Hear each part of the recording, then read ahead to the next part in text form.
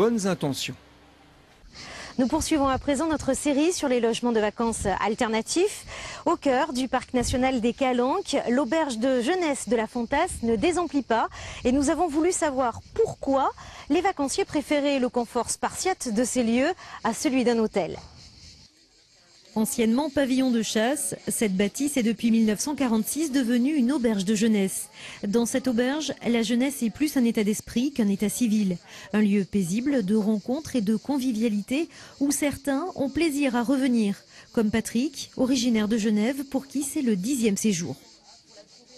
C'est très agréable de pouvoir dire quelques jours avant, 2-3 semaines avant, je viens, je téléphone à l'auberge pour avoir une place qu'on trouve toujours. Par rapport au sud qui est très pris, où souvent on doit réserver très tôt dans l'année pour trouver une place au bord de la mer, et bien, tout ça c'est quelque chose d'extrêmement agréable. Arriver jusqu'ici se mérite. Pour pouvoir petit déjeuner devant un tel paysage, il faut parcourir 7 km depuis la gare de Cassis, dont une partie à pied. Puis on avait envie de faire quelque chose de différent et essayer de payer un peu. Puis il y a 4 ans, on était parti à Saint-Raphaël et on s'était dit qu'on voulait venir ici, on l'a pas fait. Et du coup, 4 ans plus tard, donc on est venu. On savait que c'était une auberge écologique et on avait envie de voir à quoi ça ressemblait. En effet, niché dans la garrigue. Voilà, là les panneaux solaires.